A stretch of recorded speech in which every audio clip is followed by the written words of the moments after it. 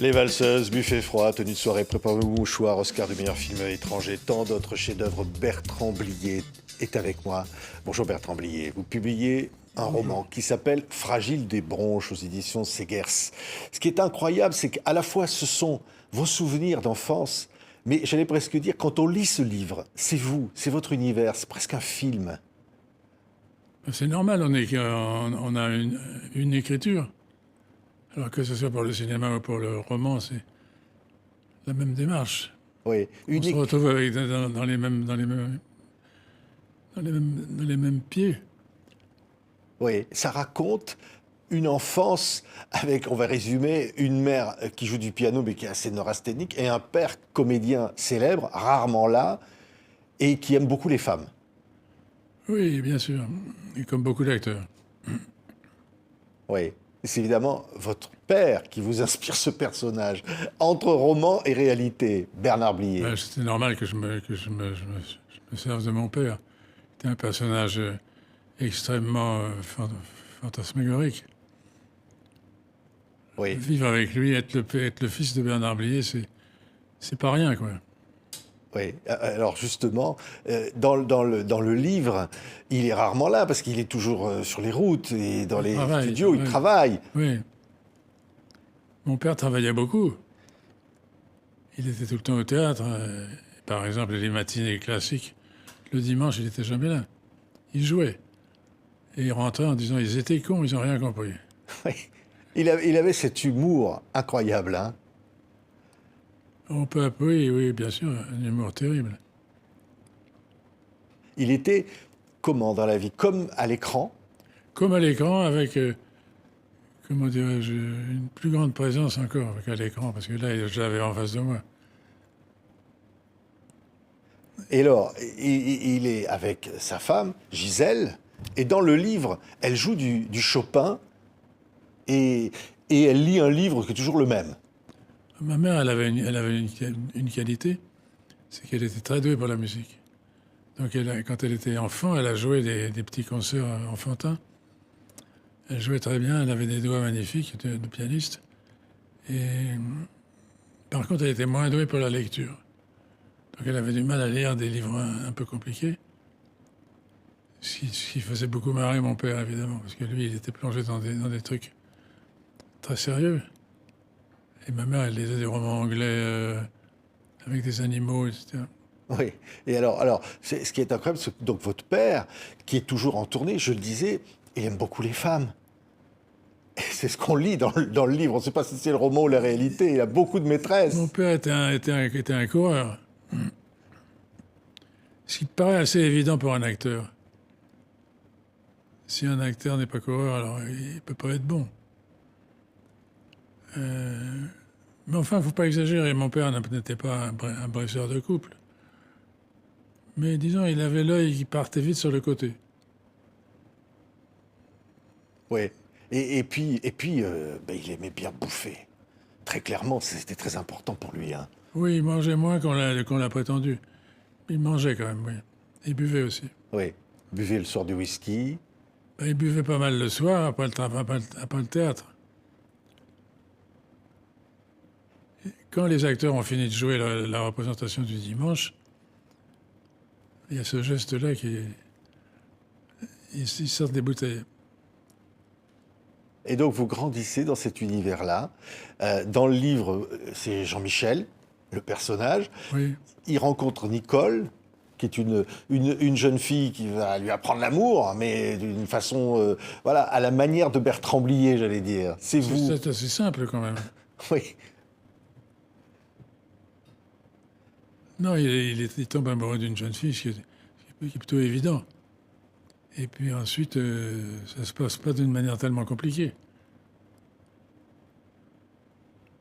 Oui, il y a l'amant de la mère, qui vient à la maison, qui vit pratiquement à la maison. Il y a un amant hypothétique. On ne sait pas très bien. Mais il s'inscrit dans le personnage de l'amant. Et de tout ça ressort que j'allais dire quoi? Une forme de nostalgie, un regard de liberté sur la vie, sur l'aventure humaine. C'est difficile pour moi de dire ce que c'est, ce livre. Je sais que j'ai pris beaucoup de plaisir à l'écrire. Et j'ai beaucoup de plaisir à le voir en vitrine des magasins. Mais il y a beaucoup de trucs, il y a beaucoup de pièges, de trucs qui n'ont pas existé ou que je raconte, ou que les personnages racontent. C'est très fascinant d'écrire des souvenirs. Fascinant et dangereux. Il y a une inquiétude quand on écrit des souvenirs qui n'est pas la même que pour le roman simple. Là, on est devant la conscience. Et puis on se dit qu'il y a des gens qui se souviennent, qui vont venir s'inscrire en faux. Oui, c'est la première fois, au fond, vous vous racontez, Bertrand Blier, de cette manière-là. Je peux me raconter beaucoup plus. Là, j'ai été léger. Mais j'ai fait attention de ne pas aller trop loin. Mais je peux en faire un autre. Oui, il y a ce moment où le personnage, c'est vous, dit à son père, acteur connu, ce que je veux faire plus tard, papa, metteur en scène. Et il répond, bah, tu vas t'emmerder pendant 20 ans, mais on sera là. C'est ça que vous avez dit, votre père. Et en gros, c'est ça, oui. C'est-à-dire qu'il me soutenait en me disant, t'es con puisque tu veux faire ce métier. T'es con, mais on va t'aider. Ça, c'est l'état d'esprit de mon père. Et il était heureux de ça. Il était heureux d'être acteur, lui. Et que moi, je sois metteur en scène, je ne suis pas sûr que ça l'épatait vraiment. Par la suite, quand je suis devenu metteur en scène et que lui, il était toujours acteur, parfois, il était désagréable. Il me disait, bon, évidemment, toi, tu es un metteur en scène, tu as toujours raison. Et il avait raison. Ouais. Quand vous commencez, alors vous allez rencontrer Clouzot. Oui. C'est une rencontre déterminante, qui est dans le livre aussi, hein, Henri-Georges C'est une Clouzot. rencontre parce que Clouzot était un homme extraordinaire, très impressionnant. Et pour un garçon de 12 ans, 10-12 ans, ça fait quand même, la distance est longue. Alors, donc j'étais fasciné par lui et je l'écoutais parler. Il parlait beaucoup et il jouait aux échecs avec mon père tous les soirs. Et tous les soirs, ils avaient une partie où ils fumaient tous les deux la pipe. Donc il y avait une atmosphère de tabagie assez fournie. Et pendant qu'il jouait aux échecs, Clouzot demandait des idées d'acteurs à mon père pour son prochain film. Il préparait Les Espions et il cherchait un acteur. Et il disait à mon père tout le temps, « Qu'est-ce que tu penses d'un tel ?» Et mon père disait, « Pas terrible. » Et finalement, en fait, ce que voulait mon père, c'était que Clouzot lui propose à lui le rôle. Oui, Et il ne l'a pas fait. oui. C'est savoureux. Et alors, quand vous commencez, vous, à devenir metteur en scène, le premier film, c'est Hitler connaît pas. Vous Oui. commencez comme ça, vous, Oui, Bertrand, par un sorte de documentaire. par un truc bizarre. Oui, bizarre. Très bizarre, dont je ne me suis pas remis encore. Ah ouais? Oui, parce que c'était une expérience unique que j'ai bien fait de faire, parce que ça m'a enrichi formidablement, mais c'était une aventure, c'était Jules Verne.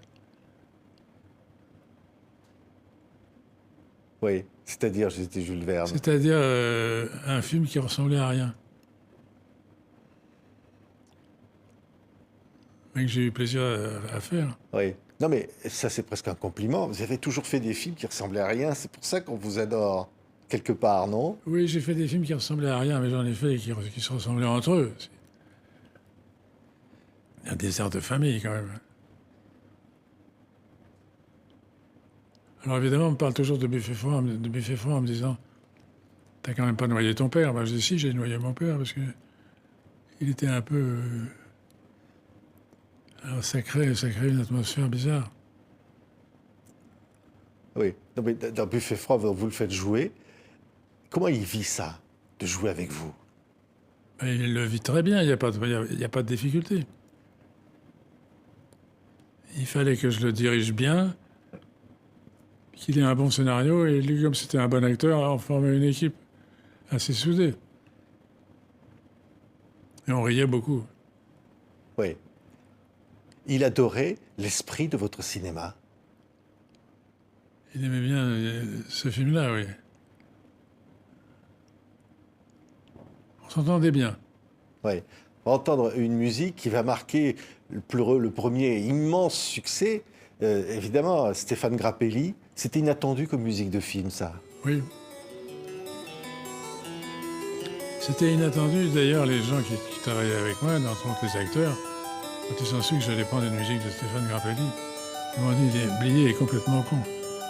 Il est en train de se fiander épouvantablement. » Finalement, on l'a fait et ça a été très bien. Et les valseuses, bien sûr. Oui. Alors, les valseuses, c'est...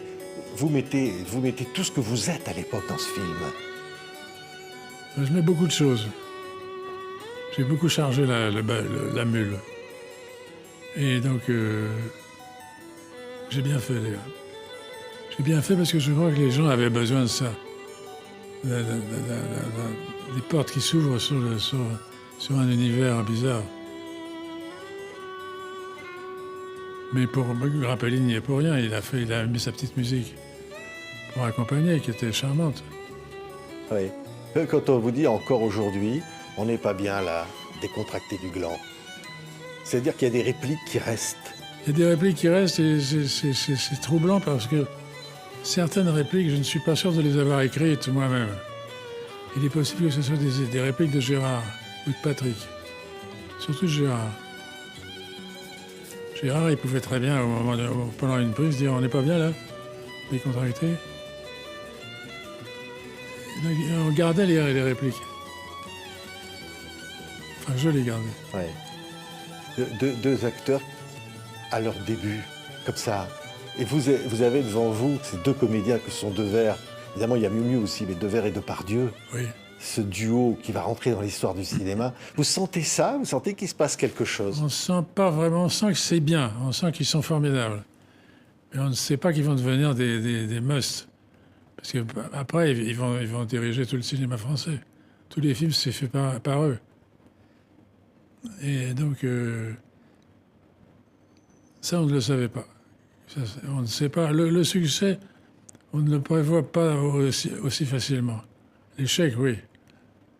Mais avoir deux acteurs, les choisir et les engager et les faire devenir des stars, c'est pas évident quand même. Mais c'est ce qu'on souhaite, c'est ce qu'on souhaite. Et parfois on y arrive, mais bon. Oui. Il y aura cette fidélité, évidemment. Devers, vous allez le retrouver pour Beau-père. Oui. Quel souvenir aussi, ça. Ah oui. Quel film. Ben, j'ai que des bons souvenirs avec ces mecs-là. Il y en a toujours un pour pousser l'autre à faire une connerie. Et Patrick était un acteur magnifique, comme Gérard. Et c'était tous les deux magnifiques. Ça s'est mal terminé pour l'un, mieux pour l'autre, mais enfin, c'était quand même, comment dirais-je, une période fabuleuse. Oui. Il y avait cette part de folie chez Devers. Ce génie fou, quelque part. Oui, mais ben, Gérard aussi. Ils avaient tous les deux ce côté. Patrick était un acteur plus, comment dirais-je, plus mystérieux. Il a fait plein de films, et il en a fait des très bons. Il en a fait avec Sautet, il en a fait avec moi, il en a fait avec pas mal de mecs. Tout le monde le voulait. Et tout le monde voulait Depardieu aussi. On ne pouvait pas prendre toujours les deux. Oui. Et alors, Depardieu, vous allez être un de ceux avec lesquels vous allez tourner le plus. 8 ou 9 films, je crois. Oui. On va entendre une musique, là, c'est Gainsbourg, c'est Tenue de soirée. Ça aussi, quel souvenir. Michel Blanc, Depardieu. Putain de film. C'est un film bizarre. Oui. avec une bonne folie, une bonne dose de folie aussi. Et Patrick et Gérard jouaient les homosexuels d'une façon brillante. Ouais. Charmante. Une belle affiche. Ouais. Et là, la musique de Gainsbourg, on l'entend. Oui.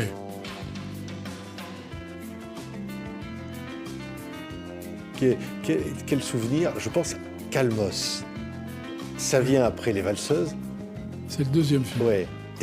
Et là, avec le temps, c'est culte, je trouve, personnellement. Vous avez toujours dit pourtant, ce film, c'est une grosse connerie.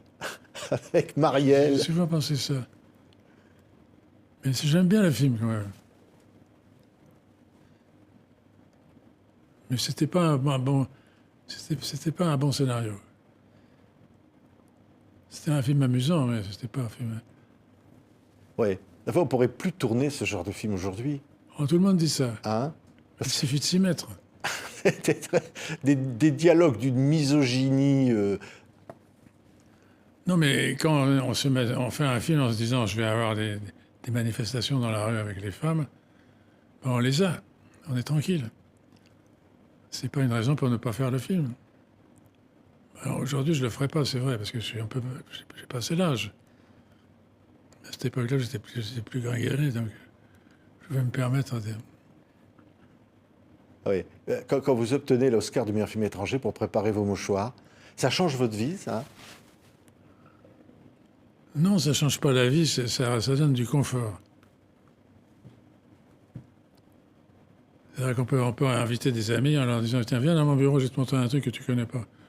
Et ils viennent voir la statue et on leur dit touche pas, c'est fragile. C'est ça l'Oscar, c'est tout. La reconnaissance, au fond, c'est la reconnaissance populaire. C'est le public dans la salle. C'est le public, ouais. Les gens qui sont contents, qui restent, qui voient le film, qui s'amusent, qui rient, qui... Ben, le cinéma, c'est ça. Hein. Oui, mais les récompenses, je pense à Trop belle pour toi, Grand Prix du public au Festival de Cannes, 5 Césars. Les récompenses, c'est bien, mais quand on n'a pas de récompense et qu'on a du succès, c'est aussi bien. Il faut choisir. On peut avoir les deux. Les récompenses, c'est amusant parce que ça énerve les autres. Mais c'est tout. Vous aimez bien énerver? Énervé, oui. Par exemple, je me souviens avec Tavernier, que j'aimais beaucoup, on avait une espèce de rivalité comme ça. Quand on était au César ensemble, il y en avait un qui avait un César, l'autre pas. Alors il y en avait un qui était content, l'autre qui n'était pas content. Il y avait une jalousie. C'était comme ça. Un peu normal. Oui. Vous aviez été content de la reconnaissance pour votre père au César, à la toute fin de sa vie. C'était un mauvais souvenir. Parce qu'il méritait mieux que ça. Et puis ensuite, il était malade, ça a été une épreuve. Il fallait l'accompagner, il fallait faire très attention.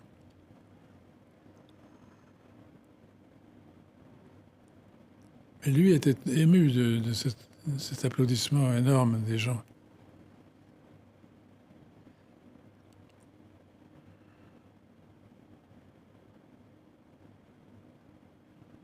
Oui. Les acteurs, c'est le titre d'un de vos films. Parce qu'au fond, j'allais dire les acteurs. Vous aimez les acteurs? J'aime les acteurs, particulièrement les acteurs, oui. C'est normal. Je suis né là-dedans. Donc je me retourne et je vois des gens que j'ai connus, qui sont venus, qui ont joué, que j'ai vu au théâtre ou qui sont venus chez mon père. Souvent, quand je rentrais du lycée, je rentrais vers 5 heures, je rentrais chez mes parents, je mettais la clé dans la porte et j'ouvrais, et il y avait un mec dans l'entrée, que je connaissais vaguement, qui me regardait et qui me disait « Est-ce que tu sais que ton père est un con? T'as conscience de ça ?» Alors moi, j'étais un peu emmerdé quand même. Je devais avoir 10 ans, 11 ans.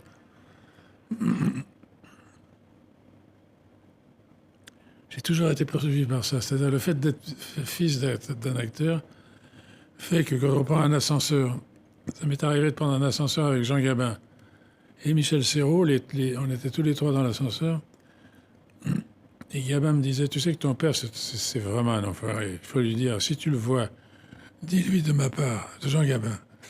Tu te souviendras, l'acteur. C'est l'humour des acteurs entre eux. Alors qu'il adorait. Alors qu'ils s'adoraient. Incroyable. Le bien sûr. président, le cave se rebiffe. Incroyable personnage avec Gabin, de votre père. Ils en ont fait plein. Ouais. Et les dialogues d'Audiard.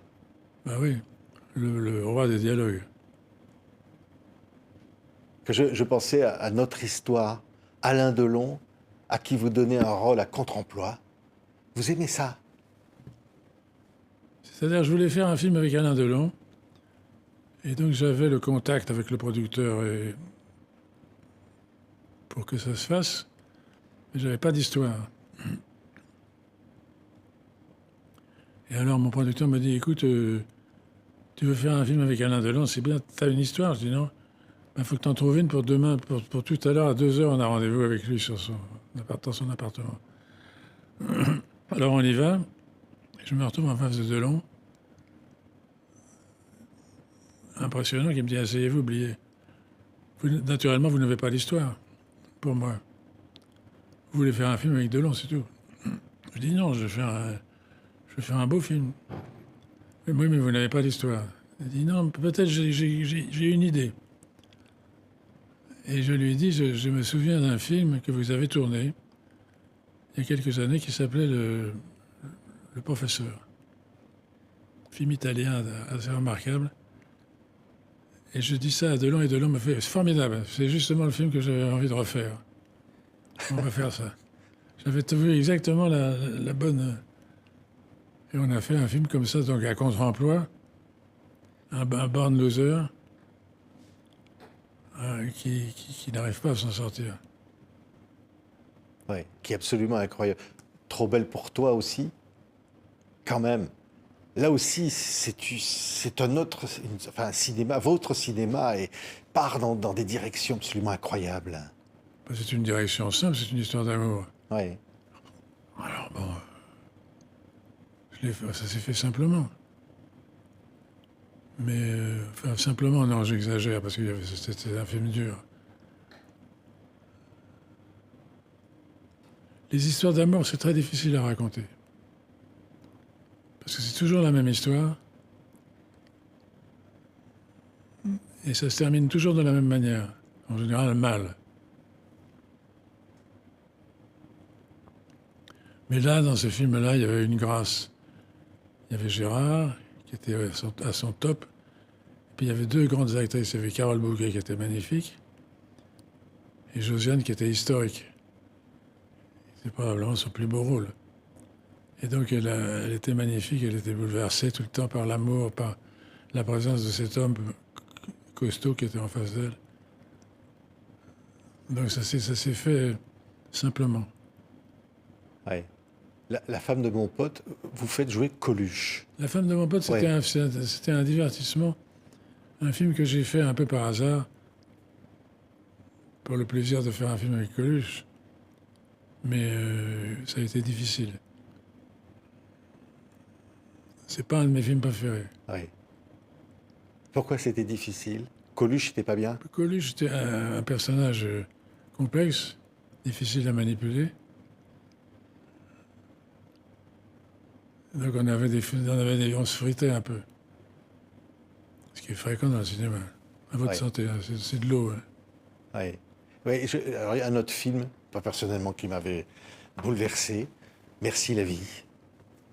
Charlotte Gainsbourg, Arnaud Grimberg, qui est un film qui regarde l'époque, qui raconte notre époque.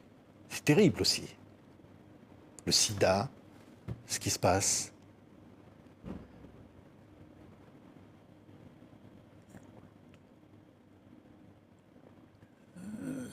Honnêtement, c'est mon meilleur film. De loin. Parce qu'en effet, il y a plein de choses dans les tiroirs avec des monstres à l'intérieur. des maladies, des guerres. Donc ça devient un truc assez fantastique. Ah ouais.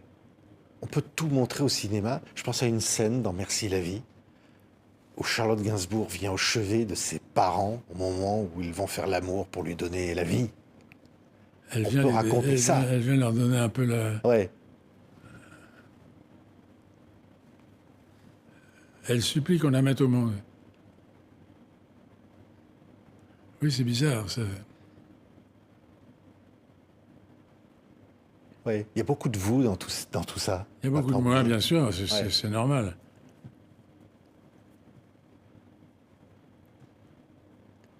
Si on dit, votre cinéma, il peut être triste, gai, loufoque, désespéré, plein de vie en même temps. Il y a Plutôt tout. désespéré, quand même. Plutôt désespéré. Oui. Mais dans le désespoir, il y a toujours un moment où on se marre, où on va s'en sortir. C'est ce que j'essaye de montrer. Il y a les deux.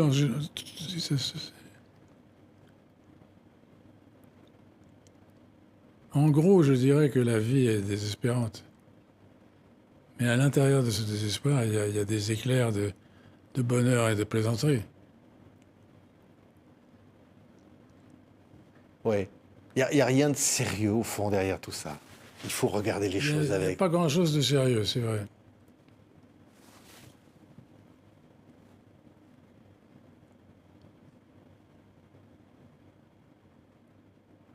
Mais les acteurs avec lesquels je travaille, pour la plupart, ce sont des acteurs quand même assez dramatiques. Depardieu est amusant, il peut être comique. Mais sa vraie vocation, c'est quand même d'avoir les larmes qui sont pas loin. Je dirais que le meilleur titre pour mes films, c'est Les larmes ne sont pas loin. Ouais. C'est un titre qui illustre tout mon cinéma. Ça va bien, mais ça pourrait être pire.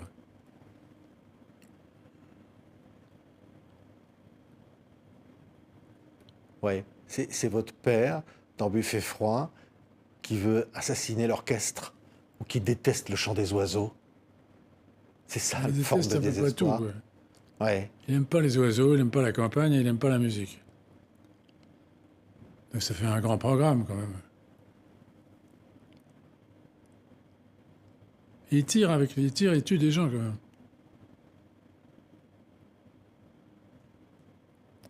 C'est merveilleux le cinéma parce qu'on peut tuer des gens. Alors, il se relève, après il recommence. C'est bien.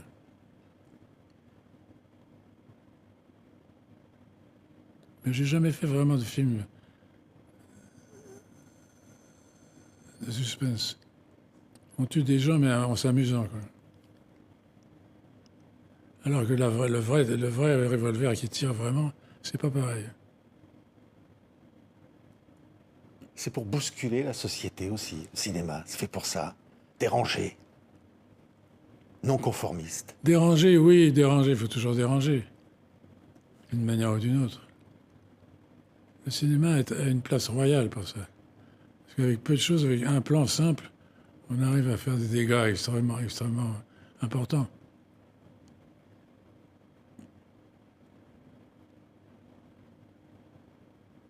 Je crois que dans une interview, vous avez dit, c'est presque être Dieu, autant cinéaste ou écrivain, c'est avoir ce pouvoir et c'est très agréable. Surtout au cinéma. Au cinéma, on peut faire n'importe quoi. C'est faisable. Dans un roman, c'est plus dangereux. C'est plus intime. Puis on peut raconter n'importe quoi aussi. Disons, l'idéal, c'est de faire les deux. Un film, un roman. Et parfois, un roman qui devient un film. Plusieurs Ben, fois. en général, ça a été ça- le cas ça des marche en couple, valseuses, oui. oui, les côtelettes. Et au fond, la liberté que donne la création. Vous aviez toujours eu besoin de ça, gamin déjà. Il faut Oui. rêver, inventer le monde. J'inventais pas le monde quand j'étais gamin. Mais je dévorais les bouquins. Je lisais beaucoup. Donc j'ai été contaminé. Quand on a lu Voyage au bout de la nuit, on est tranquille. On a ce bagage-là avec soi.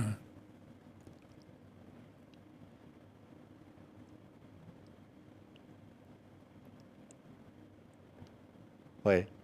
Se dire fragile des bronches, c'est le titre du livre. Parce qu'au fond, se dire, vous l'avez été, vous. Moi, j'ai Mais- beaucoup toussé oui. quand Mais- j'étais enfant. C'est une façon de dire, waouh, on est tous des éclopés. La Tous vie. déclopés, oui. Ouais. Avec des maladies sournoises. Moi, j'ai été malade quand j'étais petit. Toutes sortes de maladies, et entre autres des maladies sérieuses. Enfin, je m'en suis sorti. Mais j'ai énormément toussé. Donc ça crée une relation avec les parents. Par exemple, la mère s'occupe beaucoup du petit garçon qui tousse. Le père aussi, mais enfin, c'est surtout la mère. Donc ça explique une partie de mon œuvre, c'est que j'ai toujours fait des choses pour ma mère. Des films, des romans, etc. Bon, là, c'est beaucoup un roman qui est un hommage à ma mère. Même si je me moque d'elle. Parce qu'elle relit toujours le même bouquin. 15 fois de suite. Mais ça fait rien, c'est ma mère. Ça, c'est un sentiment que j'ai éprouvé pour la première fois de ma vie en écrivant ce livre. C'est au moment du confinement. Le premier jour du confinement, je me suis retrouvé avec du papier, des stylos, mais rien à écrire. J'étais emmerdé. Alors j'ai commencé à écrire une histoire qui est cette histoire-là. L'histoire d'un petit garçon qui tousse. Et j'ai continué et c'est venu tout seul. C'est curieux, comme l'écriture est une chose facile et en même temps très dure pour certains. Et les souvenirs vous sont revenus en même temps. Les souvenirs, ils sont là, de toute façon, on ne les oublie jamais.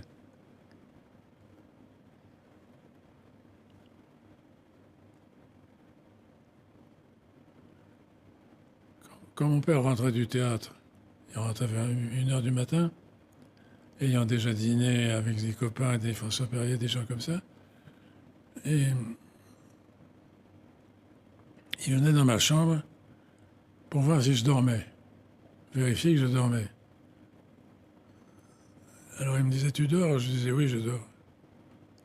Alors, c'est con, si tu n'avais pas dormi, tu aurais pu manger une rondelle de saucisson avec moi et un coup de rouge dans la cuisine. Alors je me levais, j'y allais, on allait dans la cuisine, on se tapait un casse-dalle. Le casse-dalle sérieux, quoi. Puis après, j'allais dormir. Ça, c'est de la culture.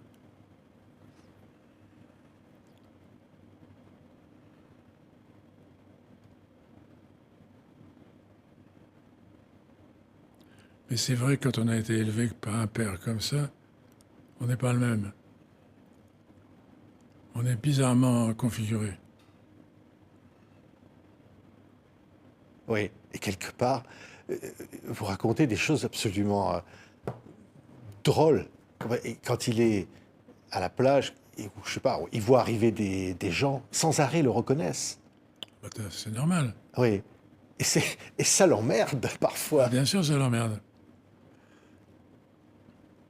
Et qu'est-ce qu'il dit dans ces moments-là? Alors, il me disait il anticipait. Il disait, tu vois le mec là, avec le rouquin là-bas? Tu le vois? Il va venir demander une autographe. Il a une gueule à demander une autographe. Le gars venait. Alors, c'était merveilleusement marrant parce que pour moi, c'était un apprentissage de la vie et de la société incroyable. C'est quand même bizarre d'être connu avec des gens qui viennent sans arrêt demander des autographes. C'est une drôle de vie.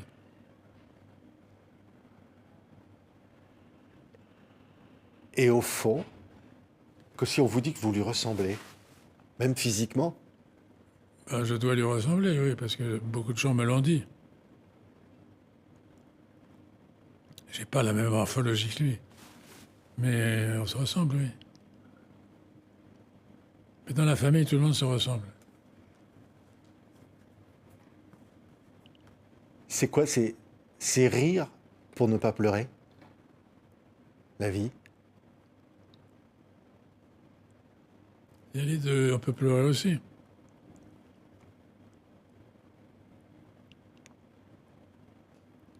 Enfin, on rigole bien aux enterrements quand même.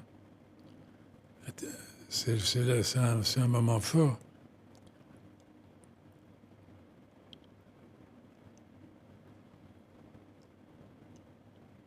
Vous trouvez que vous trouvez que c'est drôle, les enterrements? Le tragique est drôle. C'est pas drôle, mais ça prête à rire quand même.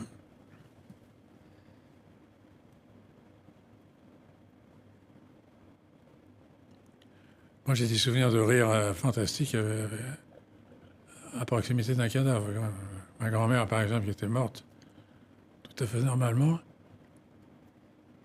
quand je suis allé la voir avec ma sœur, on est allé la voir, on est entré dans la pièce où elle était en tant que cadavre. Et là, on a éclaté de rire. Parce on n'osait pas se regarder, on était déjà dans une séquence de rire. On ne rit pas à toutes les morts, hein. Il y a des morts auxquelles on ne rit pas du tout. Puis d'autres auxquelles on rit. L'envie de tourner ça au cinéma. Moi, je trouve que ça ferait un film absolument formidable, hein. Fragile des branches. Je pense aussi, oui. Ouais. On Envie va de le le faire, faire. on va le faire. Oui. Oui, Il faut retrouver les acteurs. pas de problème. Qui pour jouer votre père? Ben, je ne peux pas prendre un acteur il n'y a pas d'acteur qui lui ressemble. Il faut prendre quelqu'un qui soit dans un air de famille. C'est pas facile. Ouais. Il y a des personnages, il y a Nicole, il y a Bloomberg le copain, il y a Jacques qui vend des machines à laver, il y a des scènes avec du reblochon, et vous êtes Fragile des branches, un gamin. C'est Bertrand Blier. Merci beaucoup Bertrand Blier. C'est publié aux éditions Segers. C'est un livre, j'allais presque dire qu'il vous ressemble, en fait non, c'est vous. C'est même pas qu'il vous ressemble, c'est vous. Je me rends pas compte, est-ce que ça me ressemble ou pas? Oui, forcément.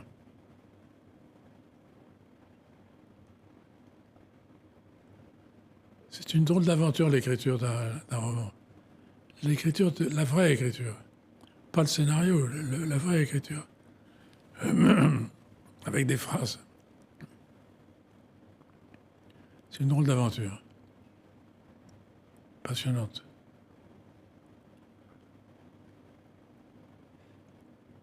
Merci. Merci Bertrand à vous. Blier, on voudrait dire un coup de chapeau. Vraiment. Je veux dire, s'il y a un cinéaste qui a marqué, qui bouscule, qui crée dans le cinéma français quelque chose d'absolument précieux et incontrôlable, c'est vous. Dans les films cultes, le nombre de films qui sont à voir, revoir, éternels. J'en ai pas fait tellement quand même. Oui. Merci. Bertrand Blier était mon invité. À bientôt. À bientôt.